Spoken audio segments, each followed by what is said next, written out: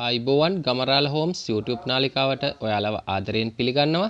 ඉතින් මේක නම් ගමරාලට හදලා එවපු වීඩියෝ එකක් තමයි ඉඩමේ හිමිකරු.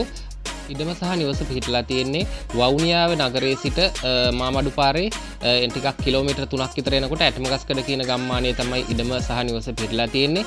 අක්කර 1මාරක් සහිත මෙම ඉඩම ඉදිරිපස තාප්පය සහ ගේට්ටුව සවි කරලා සහ කඩ කාමරයක් ඉන්න සමන්විතයි. කඩ කාමරයේ සියලුම දේවල් තමයි දෙන්නේ. පොල් ගස් 40ක් විතර තියෙනවා ගෙඩි කැඩෙන ලිඳක් තියෙනවා. ලිඳ ජලය තමයි දැනට තියෙන්නේ කියලා එතුමා සඳහන් කරා. කාමර 5ක් සාලේ කුස්සිය වැරන්ඩ එක සහිත මෙම නිවස වවුනියාවට කිලෝමීටර් 3ක් දුරින් තමයි තියෙන්නේ. නගරයට නම් බොහොම ආසන්නයි. සිංහල ගම්මානයක්, සිංහල ඒරියා එකක් තමයි මේ ඔක්කොම. ඉතින් එතුමාගේ දුරකථන අංකය අපි දාන්නම් හිමිකරුවන්ගෙන් කතා කරලා වැඩිදුර තොරතුරු විමසන්න. එතුමාගේ දුරකථන අංකය අපි ලබා දෙන්නම්.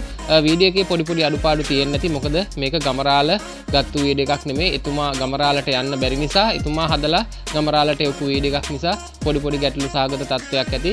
ඒක ගැන වැඩි හිතන්න එපා. වැඩිදුර විස්තර අවශ්‍ය නම් මේ තියෙන්නේ එතුමාගේ කඩේ ඉදිරිපස කඩ කාමරයේ.